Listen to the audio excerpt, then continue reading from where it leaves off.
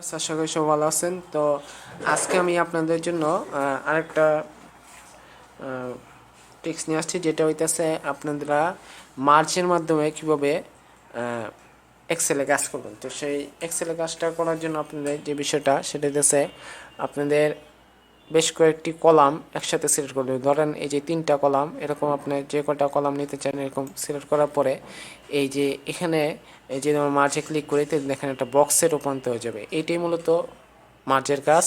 তো এটা মূলত আমরা মনে করেন যে কোনো একটা টাইটেল দিতে গেলে, যেমন ধরো আমরা সেলারের শিট বা এক্সেলের যে ডাটা এন্ট্রি যে কাজগুলি থাকে, এগুলি আপনারা যারা ডাটা এন্ট্রি কাজ করেন তারা বিষয়টা বুঝতে পারবেন। তো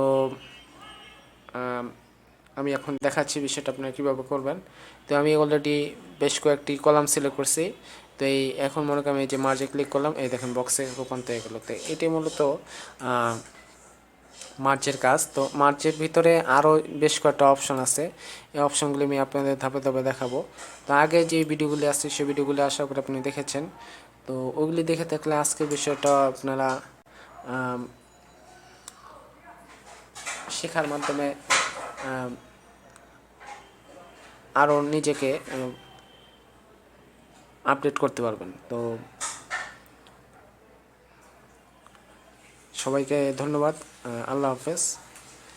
যাবার আগে আবার বলছি, ভিডিওটি যদি ভালো লাগে তো ভিডিওটি লাইক দিবেন, চ্যানেলটি সাবস্ক্রাইব করবেন। যারা আমার চ্যানেলে নতুন আসছেন, চ্যানেল ভিডিওগুলি দেখা যদি ভালো লাগে তো সাবস্ক্রাইব করে আমার সাথে থাকবেন। তো সবাইকে ধন্যবাদ। আল্লাহ হাফেজ। আসসালামু আলাইকুম।